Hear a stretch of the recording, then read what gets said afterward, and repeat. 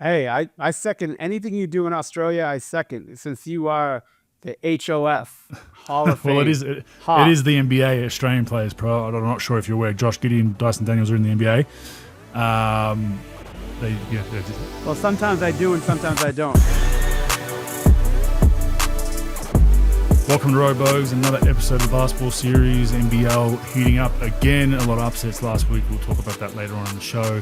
And the NBA, kind of the tough period right before All-Star break. A little bit of drama going around, but for the most part, it's been pretty quiet on the news front. Trades might start heating up, but Pro, that's why you're here. We'll discuss all the NBA stuff moving forward. What's going on? Bogues, you're holding out on me, man. I'm watching this new show, Territory, the Australian Yellowstone. You don't say anything about it. Not a bad Never heard show, of it. man. I mean, not a lot of Australian shows. Yeah, not a lot of Australian shows to sort of like hang your hat on, but this is not a bad one. It's pretty good. Yep, I've written it down. You told me pre-show, so I'll jump into that one. But never heard of it. So, what's the other one I need to recommend? Have you seen Mr. In Between? I think it's No. Mr. In Between. Let me just check that. But for all the listeners, I highly recommend you watch that. Watch Mr. In Between Pro. You'll love it. It's an Australian show. It's about a hitman. I won't give it away. Netflix? I don't know what it's on. You're going to have to Google it because it's different in every country. Every country allows it. It's on YouTube, I think. I don't want to go to the fucking dark web where you like to hang No. out. But like some stuff on Australian Netflix isn't on American and vice versa. But if you have to download, it's on Apple TV, so you can get it on there. But it went TV? under the radar in Australia, and I think it's one of the best Australian shows ever made. I think. I think it's just really well written, really well put together, and it's just a really, really, really good show. So I highly recommend that. So check that out. But I'll check out your show that I have written down here that I keep forgetting the name of because it's Northern Territory. So now I remember Territory. Okay, it's set in the Northern Territory. Beautiful. Beautiful part of the country, man. Parts of it, yes. Parts of it are just a lot of desert and a lot of heat up that way. But Darwin's the capital of that place. But I've never been there actually, Pro. So I need to go there one day. It's not on my bucket list. I'm going to be honest, but maybe basketball will take me there one day. Maybe you and I could go safari do a camp boats. up there. Yeah, you do a camp up there. Teach the kids some new words from Pro. All right, let's get into it. Team of the week. I'm going to go first this week because you went first last week. So try to be fair, but I have. Okay. I mean, there was a few candidates actually, Pro. There's a few teams playing well, so I'm interested to hear who you do. But I'm going to go with the Indiana Pacers. I think they've been playing really good basketball as of late. They had a tough loss to San Antonio in that 2 games in Paris. And then they fucking hammered them the next game though. So, but 8-2 in their last 10, and Milwaukee's 8-2 in their last 10. But I looked at their schedule. The schedule's about a much tougher route to it. The old Indiana Pacers. They won at Boston. They then lose to Milwaukee in a close one. Beat Miami, beat Phoenix, beat Brooklyn, beat Chicago, beat Golden State, beat Cleveland, and then they lose one to Cleveland in a home and home. Beat Detroit, who are playing really well at the moment. Beat Philly, who are looking better, and then split with San Antonio. They've just been slowly finding it. They've kind of we spoke about it earlier. I feel like they've tweaked it a little bit where they're not all in offense. Like they were fun to watch last season when everything was clicking, but not a lot of defense, but they were in the 130s, 140s. They still hit an odd 130 every now and then, but it seems like they've put more of an emphasis on trying to guard a little bit more. Turner's a great rim presence for them, but they started super slow. We kind of were like, some people were worried about where they would finish and end up, but I think they're right about where we thought they'd be. I think I had them a little bit higher. I might have had them in the 4 or the 3 just because I thought that high-paced offense during the regular season would work. But they're back in 5. They're 25-20, playing good basketball, and they're my team of the week. yeah, I mean, I don't think there's a more prepared coach in the league than Rick Carlisle. I mean, the guy just like sleeps it 24/7. He's on it. He's always trying to tweak things to try to, put his teams in position to win. There's no question about it. Those guys are playing well. Look, Halliburton had a disastrous start to the season to what we're used to with him. Consistency shooting the ball. and doing his thing. I think Siakam and Turner has really played well, and those guys just play like they're tough team. I mean, they don't have any like superstar. I don't even think Tyler Burton's like a superstar like that, but he's really he makes that team go for sure. But like they have so many weapons and guys that could just straight line drive you, make shots, pass the ball, just push the ball, and just get you backing up as a defensive team and just attacking you. They're a really good offensive team.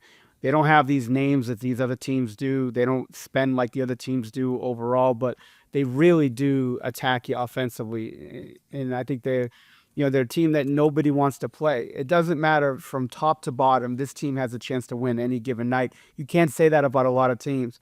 Like I said, Rick gets you prepared. He's all about it. He wants to win. Any little edge that he can get to put him forward, that he's going to do that. Look, the guy's not on my Christmas card list. I'm not on his, but the guy really knows how to coach, and they are playing super well. I think last week I had him like second. I don't think I picked them. I think we talked about him a bunch, but they were right there. And yeah, like you said, 8 out of their last 10.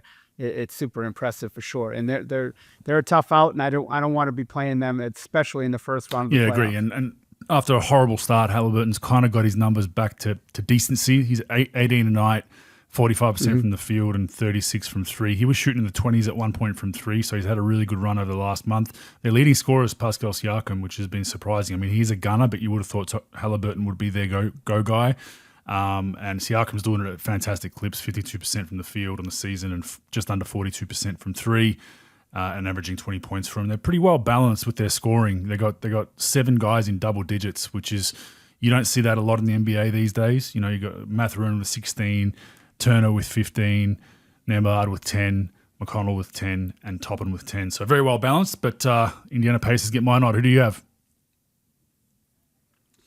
Man, I got to give him credit. I kill this team almost every week. If you lose to them, you automatically get team of the week on the bad end. But I got to give it to the Portland Trailblazers. I mean, they beat a couple of teams. I think they won 4 in a row. They're playing well. I mean, look, they're not going to be hanging any banners anytime soon. But I got to give it to them. They are playing well. Those guys are, they're super tough to play against. They are a pain in the ass.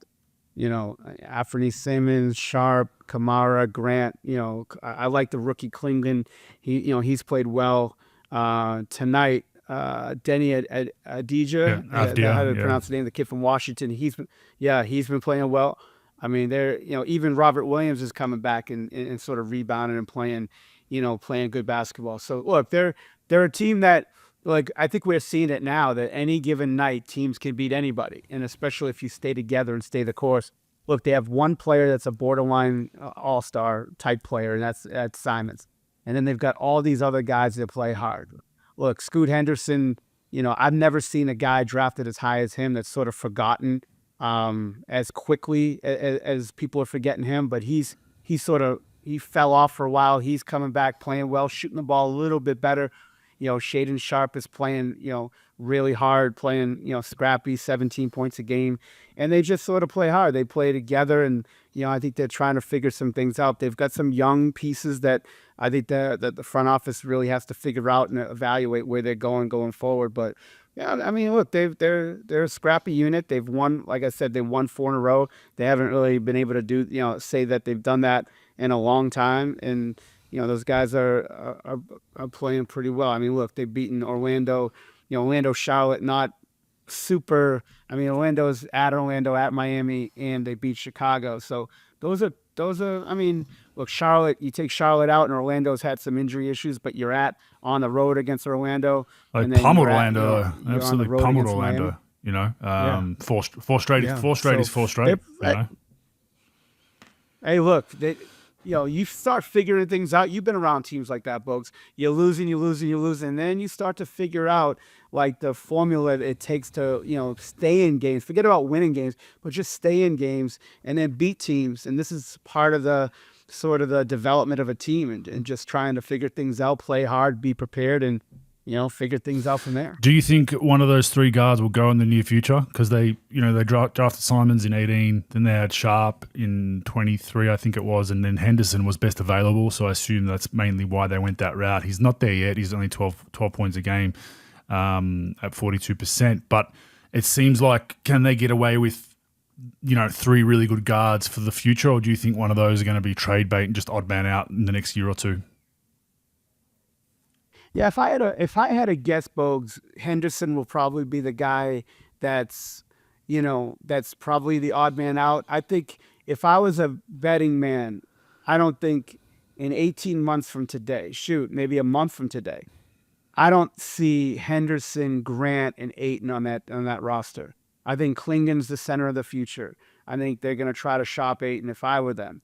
I like Grant. I think Grant's a good player, solid, he's developed a shot, but again, his salary going for, somebody's got to get paid on that team, but I think that they'll try to shop him. And then I just don't think Henderson's good enough to really make that, next step. I think Sharp and Simons are their guy, their guys. I like Kamara. He's sort of like the Swiss Army knife. He could do a little bit of everything. And then they've got some other pieces that do well. But I think Klingon is their guy, as far as big's concerned, because he's still on a rookie deal. Excellent shot blocker, excellent defender, doesn't need the ball, and he could actually shovel himself out of a fucking snowstorm. So, being from Connecticut. So I automatically put him above Ayton on that regard. Yeah, that's fair enough. It's very important, especially living in Portland when that odd one comes. So, who's your week this week? Week team this week is the Atlanta Hawks. I think I even had them last week, if I'm not mistaken, but man, they're just sort of nosediving a little bit. They're not. I try to stay away from teams that lose, but like have injuries. So like I'm not gonna fuck with the Dallas Mavericks when they're down all these guys or whatever.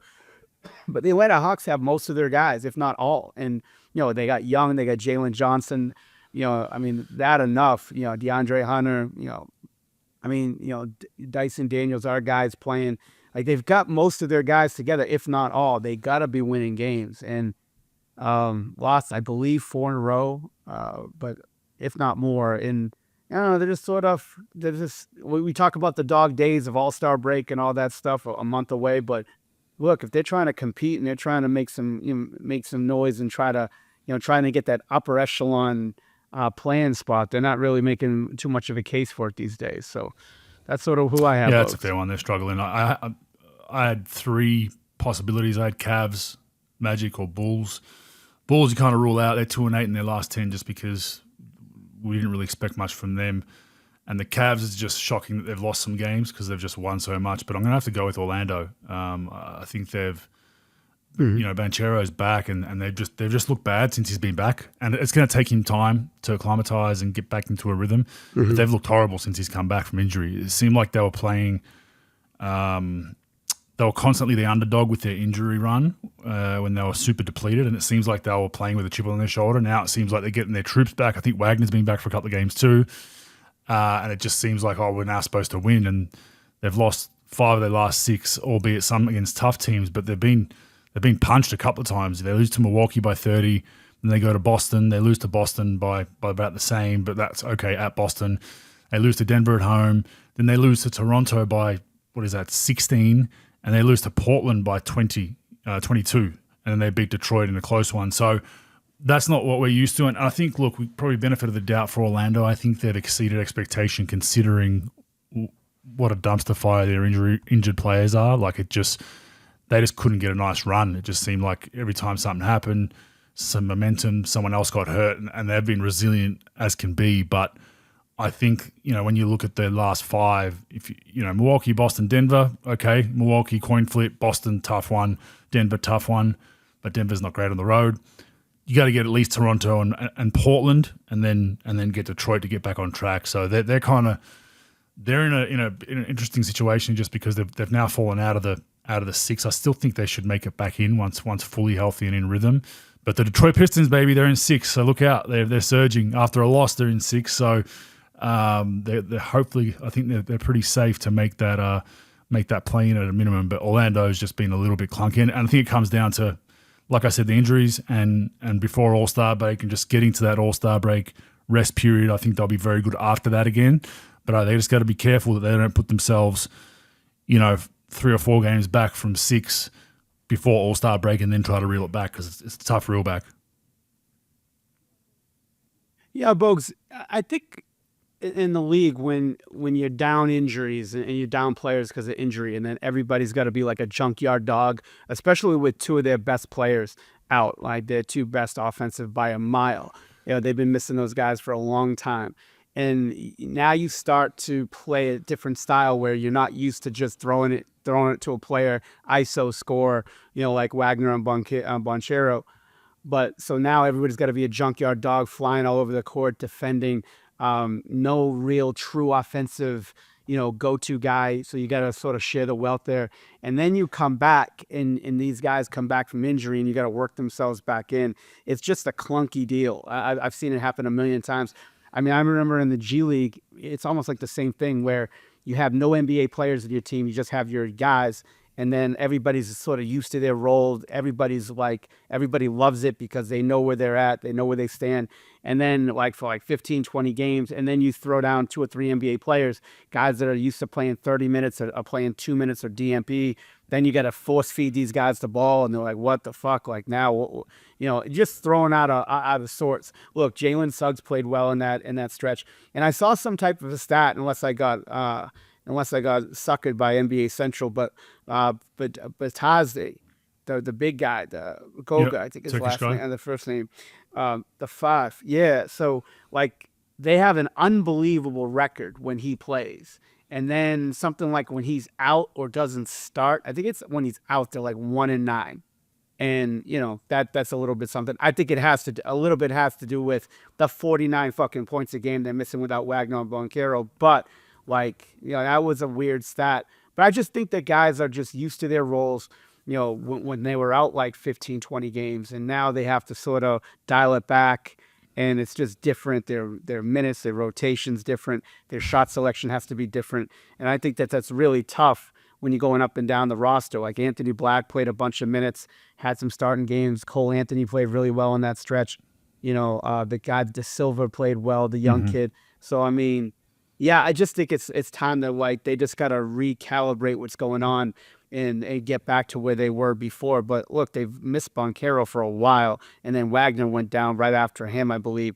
And it was just sort of a learning curve. And then, they finally recalibrated things. They beat a bunch of teams that we didn't expect them to beat. And then you throw these two savages back in the lineup. It's a tough haul sometimes.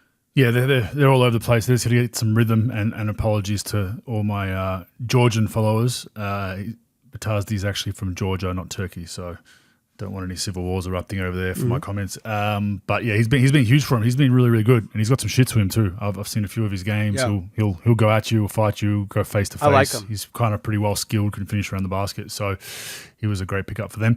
All right, moving on to some news. Jimmy Butler again in the news. He's been suspended for 2 more games by the Miami Heat. This time, a disregard of team rules, insubordinate conduct, and conduct detrimental to the team, including missing today's team flight to Milwaukee, which was a couple of games ago, coming from the Miami Heat. Apparently, Pro, we've all been in this situation. If you've been in the NBA, he just left the team on the tarmac waiting for him.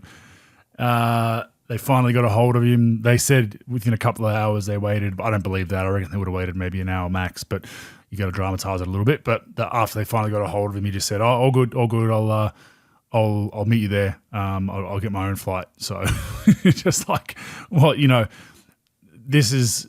I think it's unacceptable. I think 2 games, considering that he's already been suspended, is pretty lean. I've read into a few of the comments on other guys on the team, and when you're doing these kinds of things, you can be pissed at Riley, you can be pissed at Miami, but you're fucking your teammates so bad, man.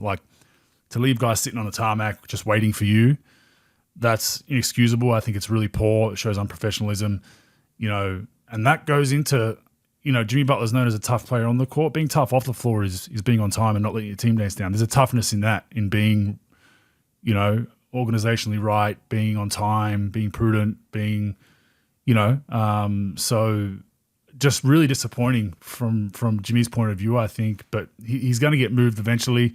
I think this is maybe just a chess game that's going to try to accelerate it to happen before All-Star. Maybe him and his people felt that, like we spoke about probably 2 weeks ago, maybe Miami doesn't need a fire sale. They say, you know what, you got a player option.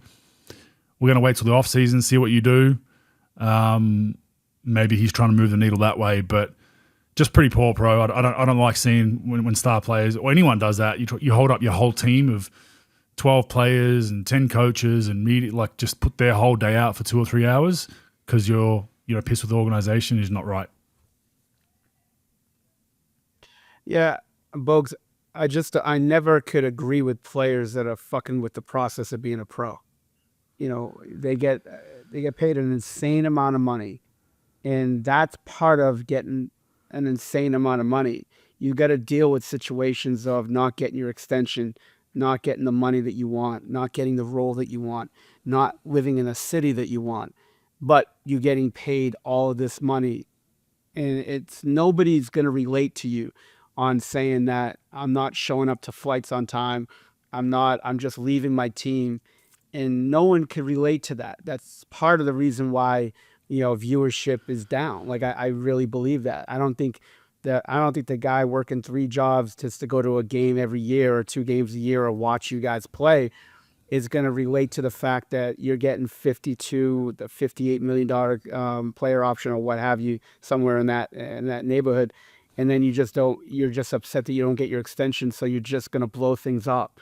I think look, it's not like you're playing for the Clippers in the 80s where like they had to share their practice facility with like a YMCA and it's all bullshit and you fly in with a propeller plane like a Richie Valens dust cropper or something to go to games.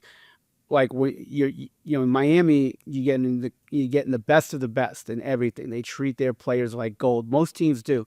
And you're getting treated like this, you're getting paid like this, and you're one of the best players in the team. So like, look, you don't have the situation that you want. You wanted your extension. They looked at your age. They looked at your production and your age, and they figured they don't want to extend you like that. And this is a two-way street. Teams use players for every ounce of ability that they have until they can't do it anymore, and then they're done with you, for the most part.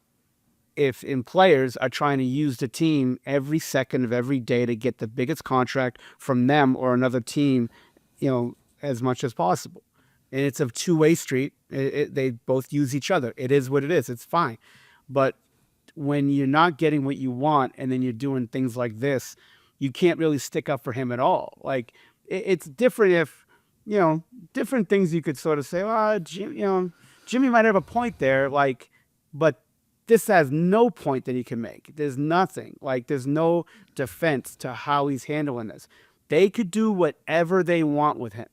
He's their property as far as a player with a contract, and they're under contract to him. They could play him. They can not play him. They can trade him. They can cut him. Whatever you want. At the time, you signed the deal. Shitty, great, whatever it is, you signed the deal. And that's the thing that people got to understand. I signed a shitty deal when I got to Dallas my first year. I own up to it. I don't complain about it because I signed it. I didn't have to sign it, but I did. And I was probably one of the lowest paid guys at doing what I was doing, on my first deal. But that's what it is. You signed the deal. If you like it, whatever, you signed it. You didn't have to sign it. You could have gone whenever you want. But he did. And he's got to play up to it. And I think that he has to figure that out. And look, this is going to end at some point. This is going to be a divorce. How ugly it's going to get, it probably depends a lot on him and how he wants to handle it. And that's what you do. You got to tie your shoes every fucking morning and bust somebody's head open on the court and then just do it again the next day. And if you don't want to do it, then you got no option. So they got all the cards. They got all the power. He's got some power with this player option, but look, no one's going to give him an extension. He'll probably get 2 or 3 years tops from a team, and I doubt that. That's a lot of money he's carrying. And he's going to opt into the player option because it's not like a team's going to give him like 3 years, 120 or something like that. They'll probably give him 2 years at max. He's pretty advanced age. I just don't see right? The way that teams that cash.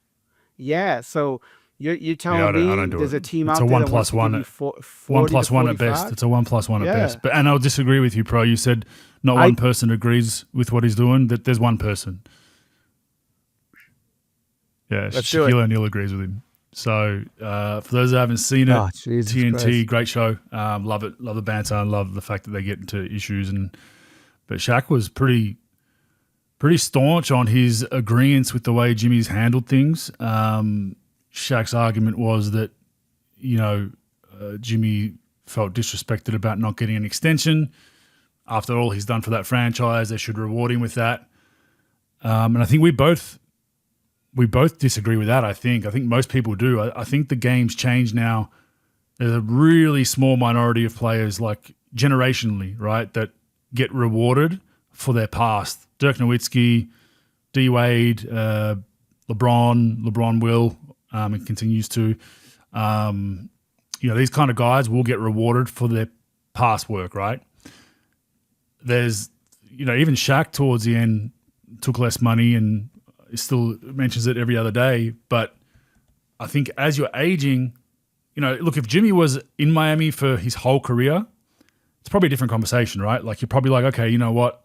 You've been here for 15, 16 years. We've had success. We've had ups and downs. You've been a big part of it. We'll give you another 3-year extension to your 39, 40 and send you off that way. One team player. I get that. You haven't been there your whole career. You've been there, is this his 5th year there? Something like that. They've had success, but not the ultimate success. They haven't won a championship. They've come up short. So it's like, why would they pay Jimmy based on what he's done previously, knowing it's a decline right now in his body and his basketball? He's 35, 36. The line's going down. It can be like this or it can be like that. We don't know. You could get an injury next year just from age, right? So I disagree with Shaq from that front. I was kind of surprised that he went that gung-ho and like staunch about it. Like, part of me thinks, is it just part of the show where they're just going to him and Chuck need to disagree and one needs to be the villain? I don't think so. I think he truly believes that Jimmy should have been rewarded with an extension. And I think that's the clubs that do that to guys that, besides those names I mentioned, the Dirks and that, they set themselves up for failure, because then you've got this contract of a guy who's underperforming it. He's a legend. We can't really trade him because he's a legend to our club. Like, what do we do? It gets political. It gets tough. It gets, and then you do it. You're a bad guy. So I think Miami's made the right decision. I think it's, we don't see you being here at your level for 3 or 4 more years at that level, and we will give you less maybe. And I'm sure they probably had that conversation of prodding him, and Jimmy probably told him to get the fuck out of here. I'm worth, 55, 60 a year. And they probably said, we see you, like, wouldn't be surprised if they went to him and said, you owed 60 next season on a player option. We'll give you, a 3-year 90 or something like that, or a 3-year 100, maybe. And Jimmy, there's no way you would have taken that, right? So that's where I think you just can't. 99.9% of the players are not going to be paid on previous work. They're going to be paid on what you can provide now and in the future. Yeah, Bogues. I mean, I think NBA players for the most part are delusional, and that's what gives them their edge. They always think they're the best at everything, and they think they deserve everything that they get more. Everybody deserves a max contract and all that, and that's just sort of how the NBA is. I think that, with Shaquille, what Shaq was saying, look, I think it's hard for superstar players. And look, Jimmy Butler is an all-star player. He's not a superstar. He's an all-star player.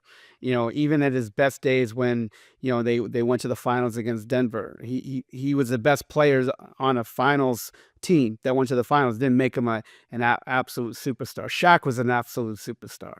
And when absolute superstars talk about players that aren't superstars and trying to relate to them, they really can't. Like when LeBron talks about what a minimum player or a G League player, he just can't relate to that. And Shaq can't relate to that. So like the attitude that he takes took as a player, he was the best player on almost every team until he started going to Phoenix and Boston and all that. But like he was the best player. He was ridiculously good. So like if he was pissed at Orlando or LA or Miami, like they have to listen to him. He was a high level player that that was he was a superstar. So it's tough for him to understand that, look, these teams are built where they can't give aging players that are good players but not great $50+ million a year for multiple years until they're 38, 39. It just messes everything up. Probably the only guy that can do that, and LeBron's still playing at a really high level. But like LeBron is one of those guys that could get paid on what he's done before versus now. But like what Jimmy's doing isn't like superstar level. So the team has to make sure their books are in good shape. There have been players in the past, and I'll tell you what, Dirk really wasn't one of them, because Dirk in his last few years, he got 5 million, 5 million. Like he was one of the last guys I've ever known that was a superstar that took much less money to try to sign other players. But like it's really hard for Miami to look at it and say, look, like we're right now we're just a mediocre team. We're in the middle of the East right now. We can't be giving him $50 million a year for another 3 years. This thing, if you watch how these superstar teams are built over the years, like the Celtics always did it. The Celtics always gave up a guy right before they started declining for the most part and moved them for other pieces. You got to continue to move your team. And like Oklahoma City has done it. Sam Presti, hit reset on that organization 3 times. And look, he's arguably the best team in the league. Like, you got to always be moving, and you can't really reward these guys, for past work, because you're going to hold yourself up. It's going to become an untradeable contract, or a very hard contract to trade, if not impossible. Now you're going to be sitting there. You're going to be looking at him. He can't help you. He's going to be pissed. You're going to be pissed at them, and it's not a good situation. Even if you went 3 years 90, that's still not putting him in a good situation. For him, he won't do it because it's 20 million less. He'll have to rip up his player option in 25, 26, and then go 30, 30, 30. I mean, he should be running to that deal. I would take a fucking skateboard down fucking Route 1 to get that fucking deal for 20 miles. But like, he won't do it. It's just a pride thing. And that's where pride, look, they weren't wrong in Pulp Fiction. That's pride fucking with you. Like, Marcellus Wallace had it right. Like, that's fucking pride fucking with you. Look, you got to look yourself in the mirror sometimes and be like, look, all right, they're not giving me what I want, but I got to play through it. Shaq, it was really uncomfortable to watch that argument, because sometimes he has a point, even though it's not a great point. He had 0 points. It was like my high school career of 2 fucking points. That of 4 points. He had 0 points in that. And he was just like treading water that whole fucking conversation. And he just didn't want to admit that he was wrong. And he's wrong. But again, that being a superstar, you really can't relate to what Jimmy was going through, because he always got what he wanted until the last 3 or 4 years of his career. Then he was just, he was just picking up a check and robbing it. But have you heard he was a juggernaut. So Shaq's been on record. I don't know if you know this from your Boston days, but he said that he played so poorly for Boston when they called him and they owed him money, he said to keep it. You think that's true? Have you heard any of that? Yeah, I heard nothing. So he's been on record saying that I don't he know. he was so frustrated with his play in Boston, he felt like he didn't play up. He was disappointed towards the end of his career because he was falling off and he couldn't be the Shaq that he once was. And then Boston called him in the offseason and said, we owe you like $1 million or something. I can't remember the exact number, but he said, I just wondered if you ever heard that story, being your Boston connections, if it's a lie or not. No, but he had all that money coming in from Shazam royalties. I'm sure he didn't really need it. So his first rap album was decent, though. I was a kid in the 90s. 94. Yeah, that was good. Freshman that was year good. in college. It wasn't bad. I used to pump that. It was good. Oh, we're going to give, there's 3 bits of injury news, not injury news, 3 bits of news that could change teams. I want you to give me which one of them is the most important. So you got Phoenix. Phoenix has made room. Who are they making room for? It's a trade. Obviously, the Beal rumors, who they get in return, but they're unprotected 2031 for 3 second rounders.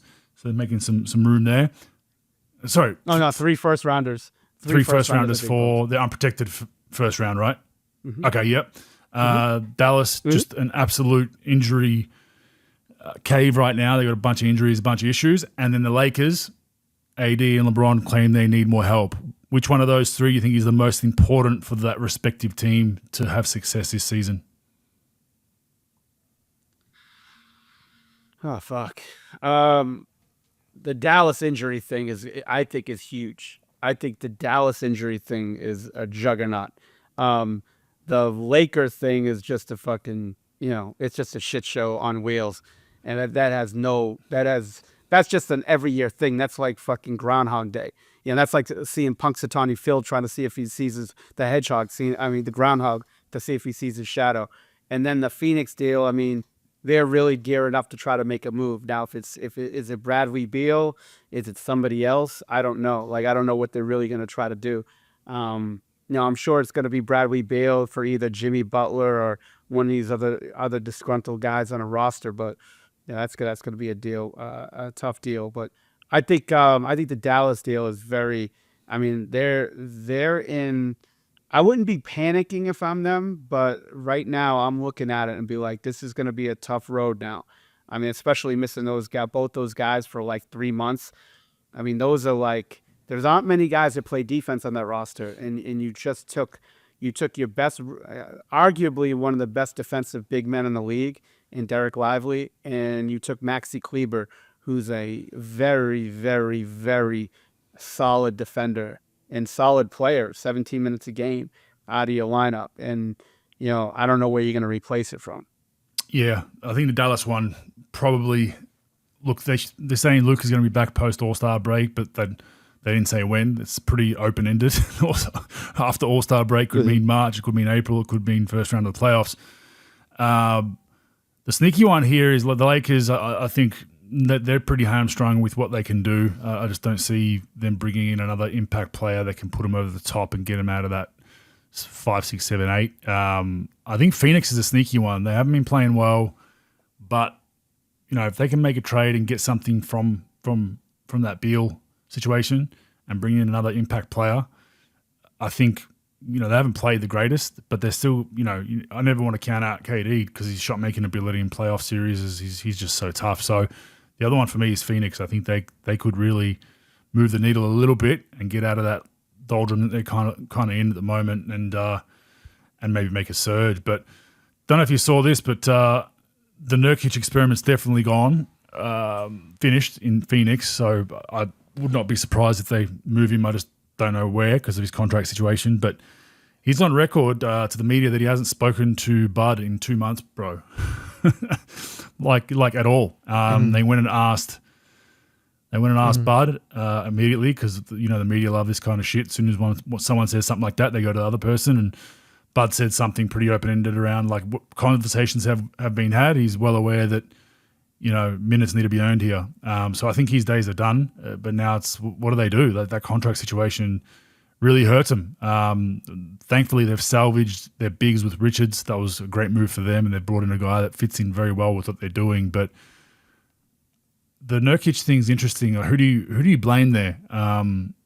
Is it both? Like if you're a head coach, you got to know shit.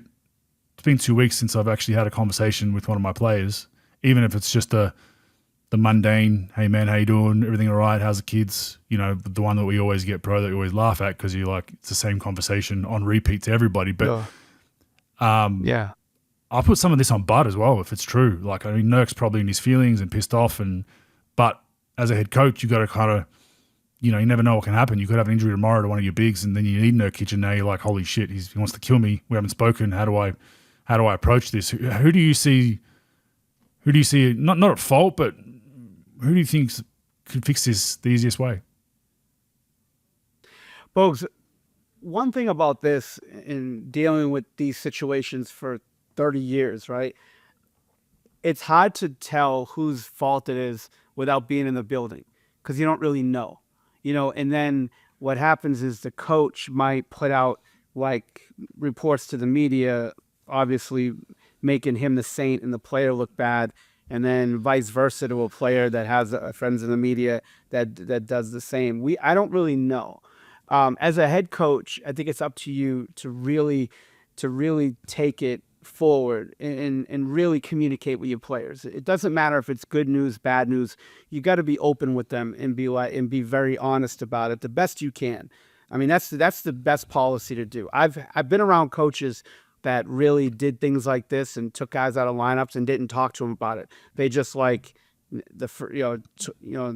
next day, a shoot around, they're just, they're not on the blue team anymore, they're on the white team, and they're not on the red team, then they're gray team, whatever. Like, they're off the starting lineup, and then, like, the coach doesn't say anything, the player gets pissed. Now, it could be a couple of situations. It could be one that Bud just didn't want to deal with him, for one reason or another, didn't like him. Now, he did travel to his home country over the off season, which most coaches do, when they acquire a player or they just get a new job.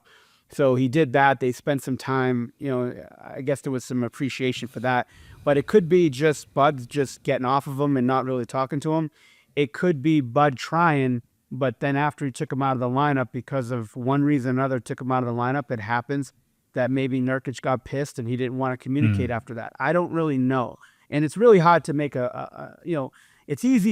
it's easy as a fan or a media member that doesn't know and just wants to go on a talking head show and just say, oh, it's Bud's fault for sure, he needs to do this. Well, sometimes coaches do make the extra effort to try to communicate with a player, and a player just shuts them down. And then I've seen it where players try to communicate with the coaches and the coach just shuts that down. So we really don't know. I think as Nurk is a pro, he needs to step in that office, and there never should be more than a few days where you don't talk to your head coach about something. And then as a head coach, there shouldn't be a time. Like, I know they have a lot of these buffers. They have a lot of these guys on the roster, on the coaching staff, that is like the go-to. the guy. I never understood. It's like the mob. It's like the mob. I never understood that, Bogut.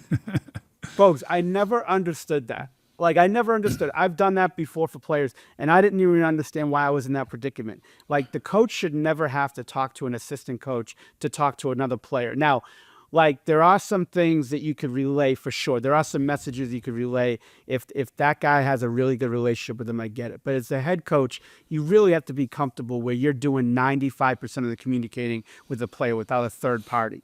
You got to be able to do that. Now, look, Bud's been around a long time, and he's a well-liked coach from what I like the guy. He's a well-liked coach from what I hear. But I think with Nurkic not getting the minutes and getting out of the lineup, he's probably pissed about that. And then maybe just Bud doesn't really like what he's doing out there, and it just sort of ghosted him with that. I never understood, Bogues, when a coach would take a guy and bury him on the bench, not even take him out of the lineup, but just bury him on the bench. That's where I think the frustration, and not talk to him about it. That's the frustration. Look, I think Nurkic is wrong for telling the media that, right? But there must be some truth to it. Mm-hmm. So I think they're both wrong in the way they've handled it. Bud can get hard-headed, as we both know. Nurkic is the same, but Nurkic could help them as a 10-minute spot guy off the bench. But they like Richards now, and then Plumlee's probably a better role-playing big than Nurkic was.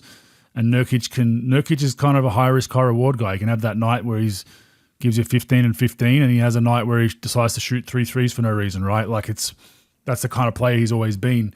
But he still could help them in a series or at a time where their big's in foul trouble. You just hate to see it end like this. And now, it's a deadweight contract that this isn't a situation where he's expiring or where they can move him quickly and just get him out of there because it's bad culturally.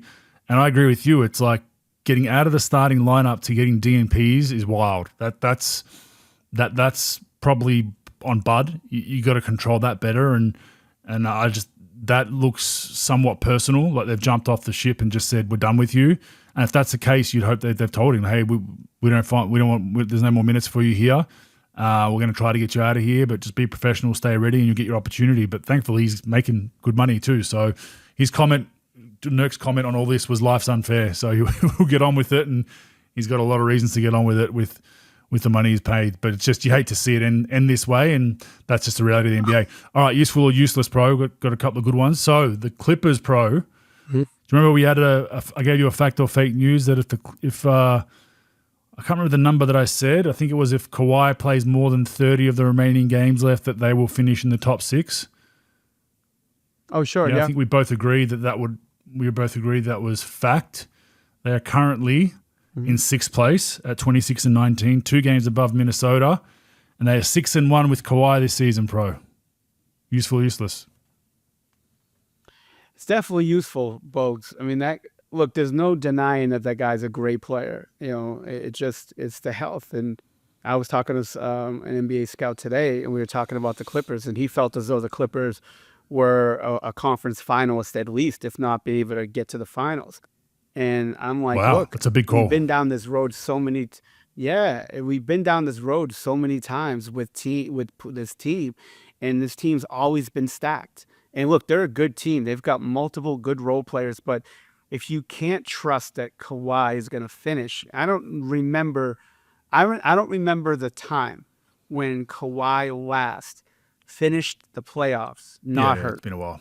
Like, The finals, the the last 3 or Toronto 4 year, years the at finals, least. right? When they went, Yeah, the and they Toronto won it, year, for and that's sure. there you go, they won it. So I agree. I think, but it's the Clippers have put together a really good team as far as team, well coached, and just good role players understand their roles. So then this was just going to be a nice little added spice to the way they were playing already, even without Kawhi. So the Clippers, should be applauded with the way they've played and put it together. And Zubats is having a monster year. Harden's playing well. Jones Jr. is doing really well. So they're doing good things there, and I think they got a chance to shake some things up there. They're only 5.5 games away from second, so that's really impressive. And it looks like they're going to solidify a top 6 spot. The West is so wide open. Outside of Oklahoma City, you really can't. And as well as Memphis is playing, as well as Houston's playing, you really can't put another second team like they're definitely going to win second. or they're definitely going to lose. Yeah, it just there's no clear second team, and even like they're talking. By the way, you gotta follow this guy. Awful coaching on Instagram. He's a guy that just trashes. I mean, I don't know how he doesn't pop a blood vessel. He breaks down the Laker defensive coverages on a possession, and he kills JJ Redick first of all, he kills all their team, and he kills their whole deal. But anyways, I'm saying even the Lakers can't be ruled out of being able to get to a conference final. Even though I don't think it's going to happen, there's really not a team like the Lakers could beat Memphis one night, Houston could beat Memphis one night, Memphis could beat Oklahoma City one night. Like, you don't really know, but I do think Oklahoma City is going to be there in the conference final. But everyone else, you really don't know. So with the Clippers, look, I've given them a lot of grief with how they spent their money in the offseason, as far as like, giving their money to Kawhi and not giving their money to Paul George. But like, they've done a really good job sort of keeping everything intact with like James Harden and Norman Powell. Zubac is still there, and then having all these guys like Coffey and Terrence Mann, even Chris Dunn's played well. Like, they've got all these guys that are just playing well together, and yeah, they're a tough team. But I do agree. I think if Kawhi does play, folks, you could see them in the conference final. I do think that, especially with Dallas's injury issues, I don't think Phoenix can put anything together unless they get a Jimmy Butler and it's a home run with that. Memphis and Houston, I mean, they could hang in there because they get good pieces and they play good styles and they're well coached. But I mean, I don't know a better team when they're fully healthy that could really, besides Oklahoma City in the West, that can mess with the Clippers. But it's a fair point. If he's healthy, yeah, it's a fair point. I agree. Yeah. It's wide open, Sure. two and down, wide open. So we'll watch that space. Last one, useful use is a really interesting stat. So up until November 22nd, the Warriors were 12-3 at the time. Yeah, they were number one. Sure. They were number one in trans defense. They were only allowing 100.7 in transition. 1.07 in transition. Since then, they're 30th and allowing 1.14 points and just seen a massive slide. So their transition D, I mean, it's a useful stat because it's a clear correlation from November 22nd. Transition D goes from first to last, and they just plummet down the standings. And you just can't give up easy baskets in the NBA. To a lot of the athletes and athleticism, get them in the open floor, let them get easy baskets. You're not going to win many games. Yeah, what would you attribute that to, Bogues? I mean, I know Kuminga's out, but he's not much of a defender. He's more of an offensive guy. Well, Draymond's been out, but you just don't see such a disparity. Like, you might see a team go from 10 to 20 or 15 to 10 to go from, maybe it was clearly an anomaly in the first that they're not as good as they the stats showed, but they just were getting it done transition-wise. Maybe some of it has to do with offense, I'd assume. If the ball goes in the hole, you can set your defense much easier than if you're bricking shots and they're running at you. But that's wild. To go from 1 to 30, that disparity, albeit it was only a month and a half into the season, you don't see that very often. And that for them is a direct correlation to why they're now out of a playing spot, because they're just allowing transition points. But to put your finger on it, you're kind of like, well, they haven't, they are playing a lot of younger guys. They're not that slow. They're not a slow plotting team, really. Like they're not. They got athletes. You have Wiggins and Steph can get up and down the court. Draymond's athletic, really good defensively. Don't know. I can't put my finger on it watching their games. Why? As to why. It's as simple as just getting your ass back. But yeah. Have you heard that Bob Myers is rumored? Bill Simmons had it the last couple of days. He's been rumored to maybe be taken over in Philly if that thing goes south. Oh, so that thing we spoke about. He's an advisor to the owner of both teams. Remember I told you? Yeah, remember I told you Josh Harris was the owner of the Washington football team, and like Bob Myers gets like $1 million a month to consult him for, he was consulting him for that's a great gig, by the way. A basketball guy that knew nothing about football getting paid $1 million a month to consult about your football organization is fantastic. I mean, but anyways, he was rumored, and we sort of spoke on this then about he's been, you're right there with the guy. Your team's struggling. You don't think the owner's saying, hey, Bob, what do you think? Like, what do you think we should be doing right now? And I'm not saying Bob would ever undermine Daryl Morey, but I'm just saying it's just something that's naturally coming organic that's going to come up. Like, your team's struggling. You won a bunch of championships and you built this unbelievable juggernaut in Golden State, and the owner's paying you $1 million a month. Fuck, it worked, by the way. They made it to the conference finals. So in the NFL, so in about a year's time. But anyways, I heard that today. I just wanted to talk to you about it and see what you thought. Yeah, it's super interesting. Yeah, I just sign me up for that job. But $1 million a month, Bob. I don't know. I think I was around Bob for a little bit. Golden State. He wears the job on his sleeve. And I know that with all the success the Warriors had during that period, it was a very stressful time for him. He takes it hard. And I think because he wants to make sure everything's functioning, going well, and everyone's cohesive. And in an NBA team locker room, there's always going to be issues. And even with all that winning, you could tell he was very, very stressed. And I think that's why he stepped away. I really do. I think it's why he just stepped away from the game to get out of it for a bit, reassess. Maybe he misses it now. Maybe he sees an opportunity in Philly where there's a potential rebuild coming. He can help with that. But I'd be interested to see if he makes that decision again. But I know he was a hard on his sleeve type guy. You didn't see it as much on. You saw it a little bit. You saw the press conference after the KD injury in the finals. He went at the media a little bit, and everyone questioning KD's toughness, and then people questioning the training staff. Remember all that? He went to bat for all them and was emotional, started crying. So he's a hard on his sleeve guy. I just don't know if does he want to get back involved in that 82 game grind of at times babysitting, at times cuddling, at times having to make tough decisions, at times having to trade guys you liked and build relationships with. I don't know, but it will be interesting to see how it goes. So we'll watch that space. All right, Aussies of the week this week, Pro. I think we're going to have a tie this week, Pro. We're going to have the first tie. Interesting. And I'll tell you why. Giddy's numbers are a little bit better as a whole. So Giddy's at 15.3 points, 10.3 rebounds, 6.3 assists. But the Bulls were 2-8 in that period. The Hawks have lost 4 straight, but are playing better overall over the last month and for the week. But Dyson's got more points. He's at 16.2 points, 7 rebounds, 4 assists, and 3.5 steals. So unless you can convince me otherwise, I'm going to go with a co-Aussie of the week, Pro. Hey, I second anything you do in Australia. I second, since you are the HOF Hall of Fame. Well, it is the NBA Australian players, Pro. I'm not sure if you're aware. Josh Giddey and Dyson Daniels are in the NBA. Well, sometimes I do and sometimes I don't. But we're going to give them both the Aussie of the week.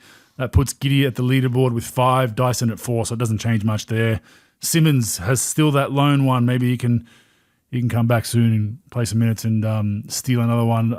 Green, to run through the Aussies, not playing that well. Had a 15-point night the other night, but I think his numbers are almost worse than they are in Dallas. I think on a lesser team.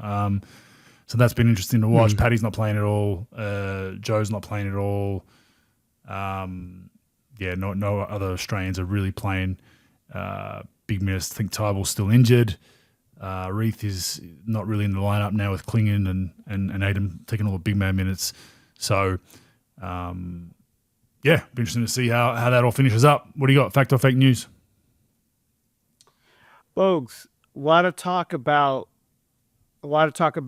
Phoenix and dealing with that multiple pick deal they did with Utah and dealing Bradley Beal, for whatever. Most likely it's going to be, most likely it'll be for Jimmy Butler, if anything.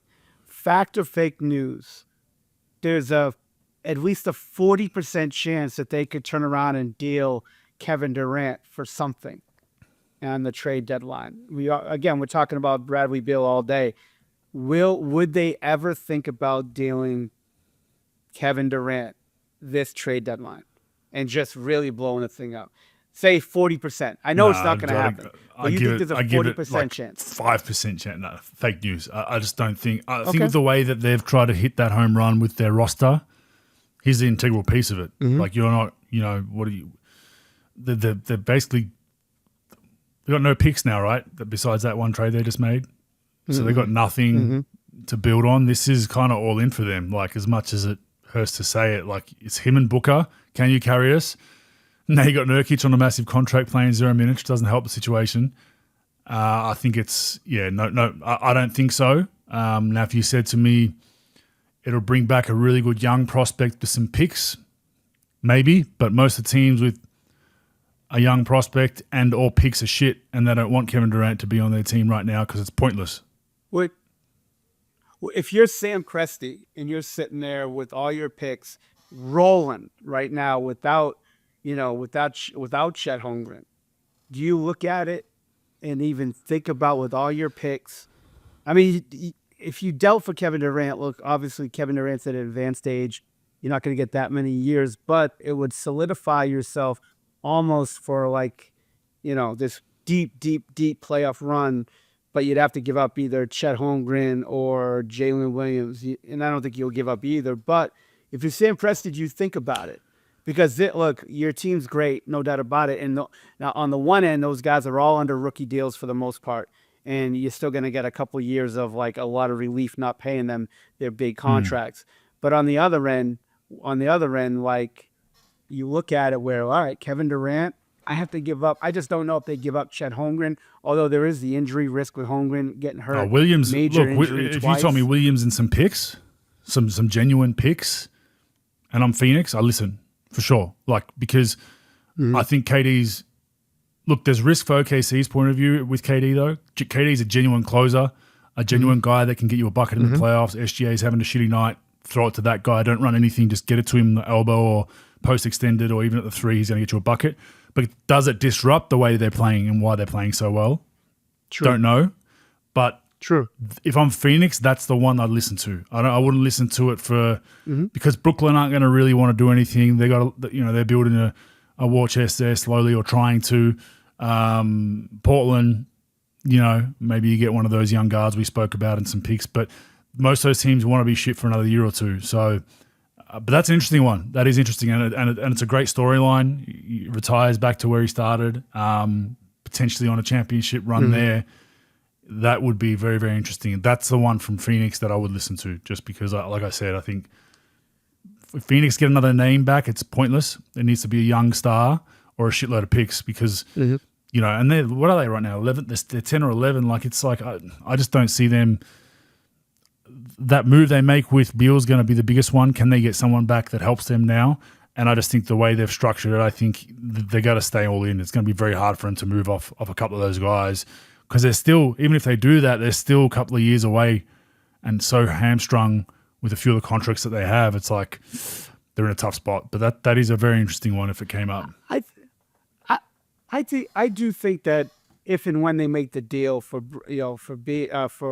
Butler, I think Butler's going to be on his best behavior for this year. He's trying to get an extension. He knows that owner would give it to him if he played well and delivered some playoff. That owner's nuts with paying guys. And hey, look, he's into it. Why not, right? And I think that he would, he would be on his best behavior. He gives him toughness. He gives him a guy that wants to, if he's engaged, wants to play every day. And, I think it would be a good fit, at least for this year, and then figure out what's going to happen in the future. But, yeah, it's an interesting one. Man, we got a lot of pushback, Bogues, on social media about that LeBron story. Oh man, that was ridiculous. Like it's just like people didn't listen to the whole thing or just saw the clickbait headline, because it's like they're trying to say like numerous people have confirmed it. Like his own fucking agent has, and that's from Bogues. That's why I never brought this up, and I don't really care. Even after he said it, like I didn't really care, and I thought to myself, I'm like, look, like all the guys that I talked to that were there that worked for Grover, like they said that he played. First of all, no one ever said he. No, played no one said badly. he was shit. They said he was solid. He was solid, well. and he played solid. He could solidify his presence of why he was there. It wasn't like it was like shit. But we have to help this kid. Blah blah blah. He was actually like capable, right? Like no problem. But it's like these Bron fans, man. You're just like. And I'm not even a like Bron, MJ, all that kind of shit. It's just like that's what was said. Mm-hmm. He's got I don't care. He's got that. a massive history of lying, which is well documented. It's corroborated. Numerous people have gone to rabbit holes and figured out all these lies. It's not us. Ooh, Godfather. Yeah, it's not us. Yeah, don't it's lie. Not us saying don't it. lie to like, an it's not Italian. that, and that's the thing. So it's like, then when it's Rich Paul of all people said the same fucking thing. Oh no, sorry, Maverick Carter. It was Maverick. Yeah, Maverick Carter said the same thing on video. You're just like, that's what got it for me. What are we doing here? Like, it's like this isn't. And first of all, NBA players never lie. No, by the way, I mean they never like the other guys that collaborated the story. Of course, they want to say how great LeBron was. And again, maybe he was, but if his own guy said it, I'm like, okay, then that story made sense that those guys were telling me because he said it. But man, there was like 25 comments or so in that post about like, oh, you guys are doing blah blah blah. And I'm like. His own guys. That's why I posted the link. I just posted the link and said, Yeah. "Here you guys go. Just watch this video." And then the Bron people killed me, man. Like then there was people on the Jokic stat that I remember that stat that I said last week with him on the floor and off the floor. Their offensive rating goes from like it's one of the best in league history to one of the worst in league history with him off the floor. People on that are like, LeBron's done that his whole career. I'm like, I'm pretty sure he hasn't. not to those extremities. Yes, when he's off the floor, his teams were pretty bad. Get that. Totally get that. But he's had some, not in Miami, it wasn't, but he's had some pretty good teams. But even on that, they're posting. I'm just like, all these Bron people are just like, I get it. You're a Bron fan, no problem. Like, if you think we're just complete Bron haters, I've gone on record and said he's gone down as one of the greatest of all time. I hate having the debate because it's different eras.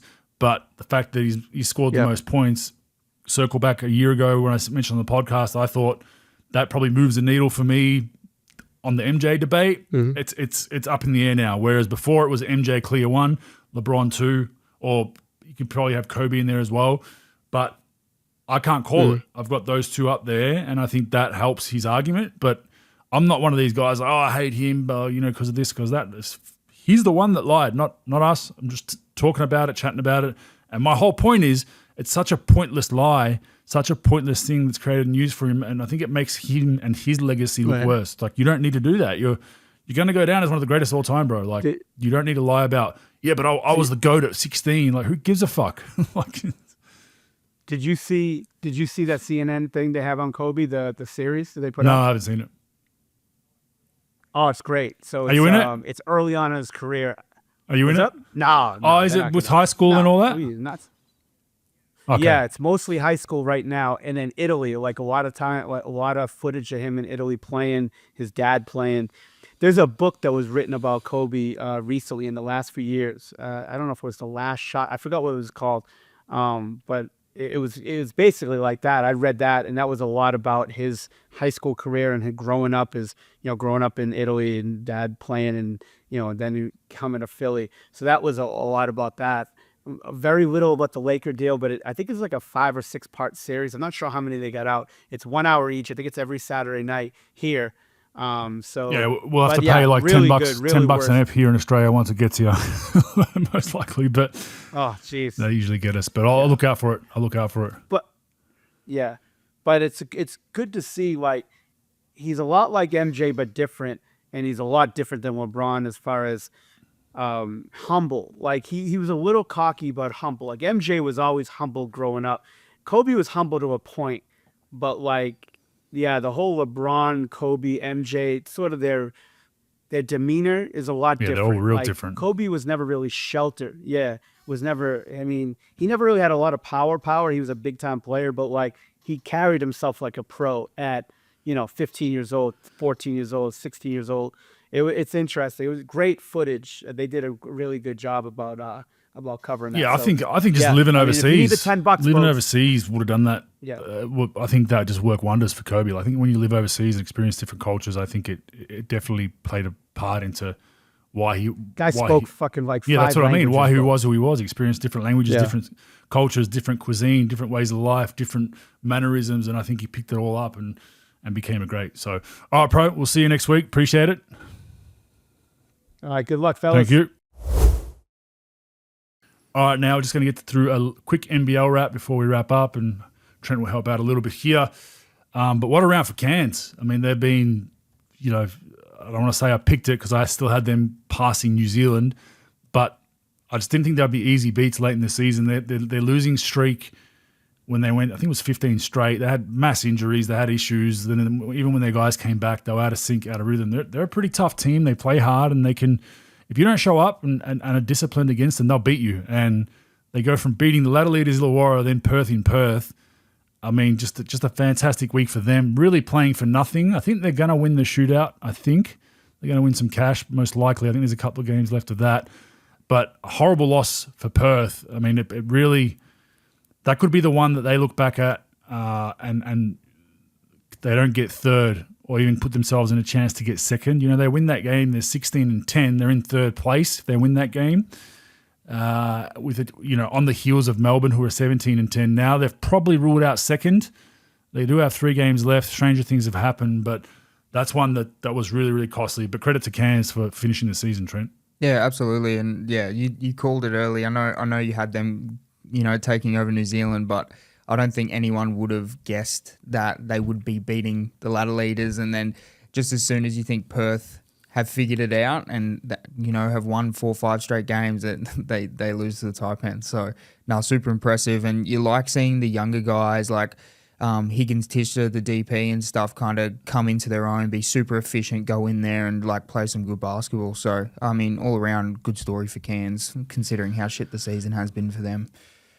Yeah, 100%. It will be interesting to see where that goes. And there are some rumours amongst the traps swirling if Forty's going to remain. I think he's contracted, but I think a few people in the NBL have heard that potentially overseas suitors are coming knocking. So it will be interesting to see if he takes the path of a Gleeson and Lamanis and plies his trade over in Asia potentially. So we'll watch that space. But that would be a huge loss for Cairns because I think he's done a pretty decent job. But yeah, I mean, it's always tough over there. Obviously, community-based club, a little bit of a lower spend than some of the other clubs, but credit to them. They do a fantastic job generally with their imports. They always find, I don't know who they use as their scouting service or who their scout is, but they do a phenomenal job to keep them on the books because they always find a diamond in the rough when it comes to imports.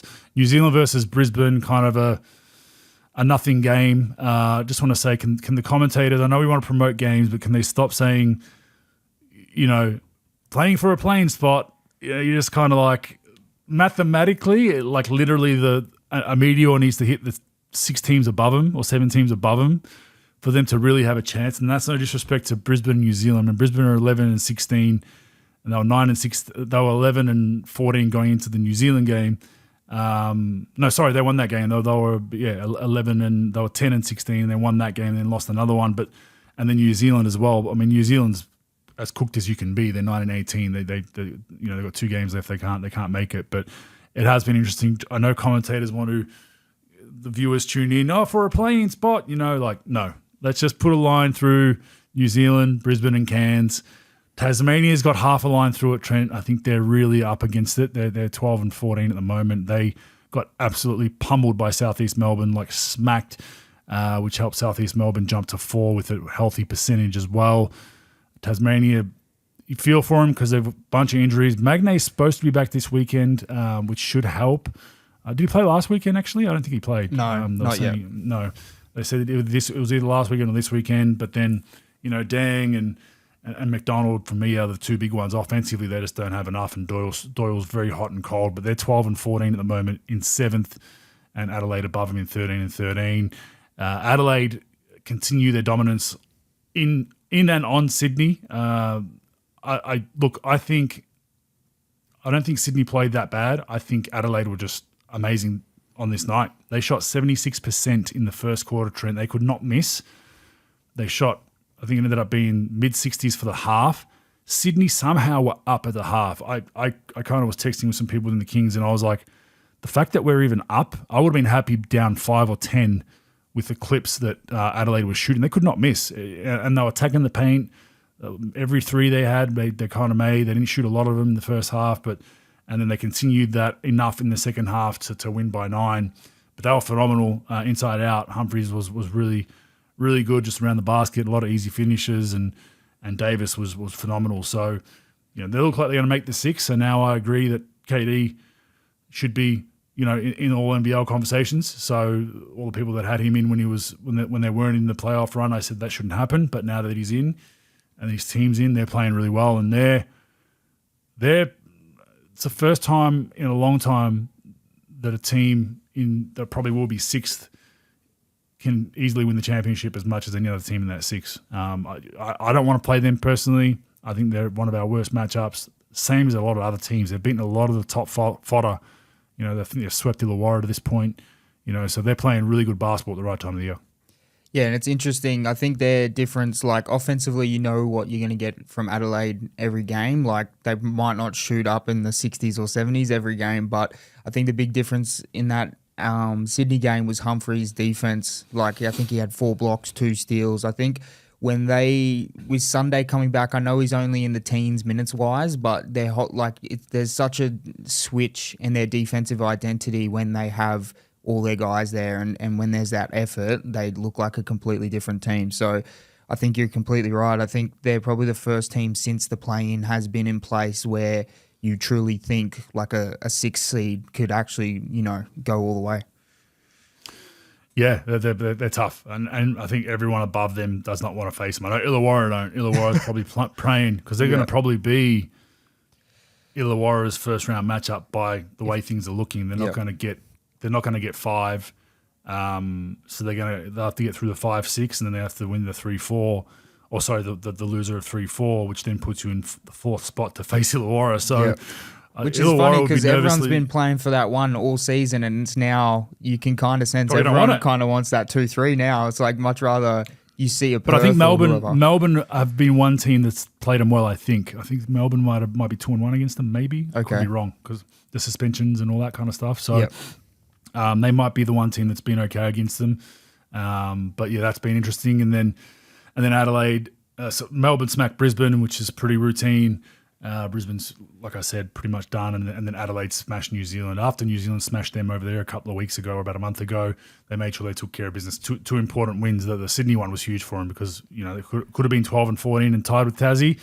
They've now put themselves above Tassie. Looking at the ladder right now, Adelaide in 6 at 13 and 13. Tasmania at 12 and 14, and Adelaide have the 3 percentage points higher, which counts as an extra victory. So I don't see Adelaide falling out. Stranger things have happened. Adelaide do have Brisbane next. They'll take care of them easily, in my opinion. Then I think they finish with Perth and someone else. I can't remember who it was, but they'll make it. I think Tassie's out. That's my call. I think the 6 is going to be, as we see, there'll be a bit of argy-bargy between 2 and 5. Might flip around a little bit depending on, because a lot of these teams play each other.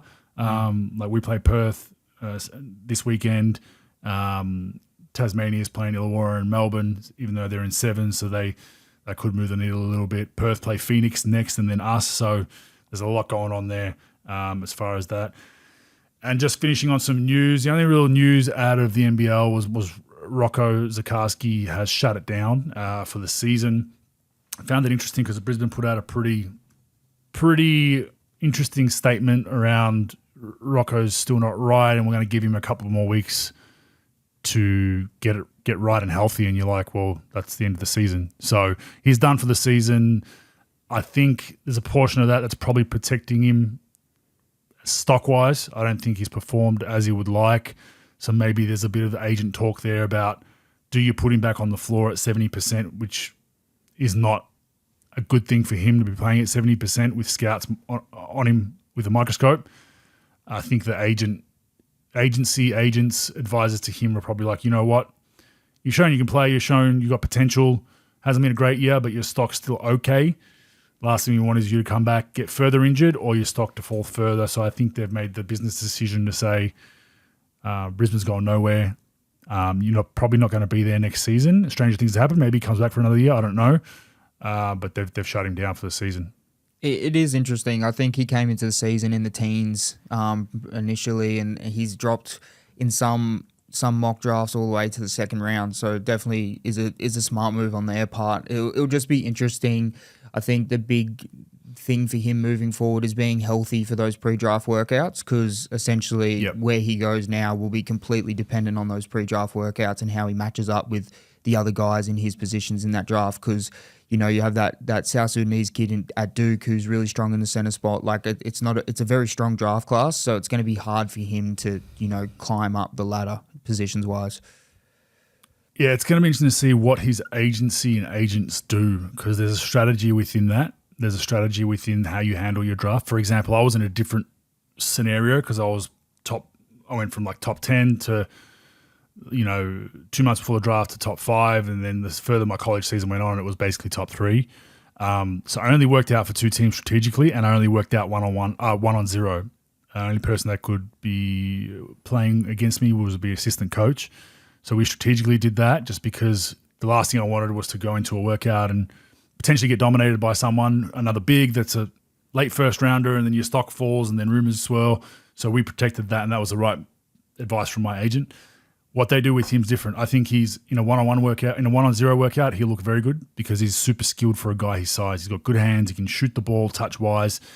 He's got all the, my concern is in those workouts, you put him with 3 other physical bigs, like strong-bodied physical college bigs that have been in a weight room for 2 years. In those workouts, fouls aren't called. There's no referee there. There's a bit of a risk there, right? Like he could get dominated a little bit at times, and his body's not where it needs to be yet, and he'll be the first to say that. He needs to get in the weight room again and get, he's got a body that's, you can tell, similar to myself, he's probably even more wiry, where it's just not holding weight at this age. His metabolism's too fast. I think once he gets to 20, 21, he'll hold weight better, but that's my concern. It's going to be interesting to see how in tune his agency is, how smart they are with the process. I know it's a Australian-based agency, and how they figure that out, because that can affect a guy as well. If you just go, I just go work out with whoever, and that could hurt you. You could fall from, because teams talk, people talk, scouts talk, all this kind of starts swirling. Shit, he was with 2 second-round picks. He got dominated. There goes early first to late second, or vice versa. If you just do strictly 1-on-0, I don't know if you remember a guy named Shkidishvili, who played for Denver probably before your time, before you were born, Trent, but he was a guy that Denver or Minnesota, I think Denver drafted him, and then he ended up in Minnesota. A really skilled big man from over in Europe, and he did a 1-on-0 workout, and they were just like frothing at the mouth. But then put him in a game situation, he struggled, right? That could be the play, where you get him in a 1-on-0 to all these teams, and they're like, wow, this guy's so skilled. We've seen him play in the NBL. He's young, but his skill set's unbelievable. That might be enough to keep him in the first round, So it's going to be, there's an art form for the listeners out there when you're going into a draft, depending on where you are. Look, if you're a late second round to undrafted, kind of like David Lee was in a way, and talked to him, he said he went to every workout under the sun. He worked out for every team possible. He went to all the Portsmouth camp, the invitationals. He was everywhere. He was just playing as much as he could, because he's like, I need to prove that I can kick these guys' asses, right? Rocco's probably in the middle. It's like, which way do you go? Do you put him in a lot of shit, a little shit? Do you strategize it? Do you keep him restricted on certain things? That's where your agency makes their money. They fuck that up, they could hurt his stock. So I will be interested to see how that all goes. Being in that position before, how much does your confidence play into which way you go? Like, obviously not playing a large majority of the second half of the season for Rock. How should he approach this whole process, do you feel?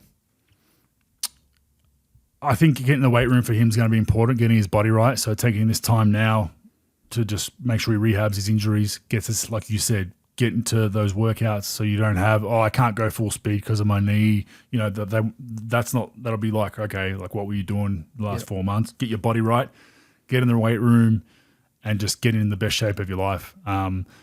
People will say, well, you don't need to be in shape till September, but when you're going into a draft, you need to be in your best shape in May for the workouts. You need to be, a lot of teams you could move up by just being in better shape, and at the last 15 minutes of a workout, having a better motor and being able to overtake guys that were better than you for 45 minutes, but you had a better motor. Teams will like that because he gave a shit, he came in shape, he was, so I think that's what he needs to focus on, getting healthy, getting in the right frame of mind. I think just getting away from the NBL season, probably didn't have the year that he wanted to have numbers-wise and all that, getting away from that and making sure that he's refreshed, put that behind him, go to your NBA workouts, and just try to kick ass, take it one at a time. And look, you might have a shitty workout and you can't let that get you down because you got another workout tomorrow or the next day, right?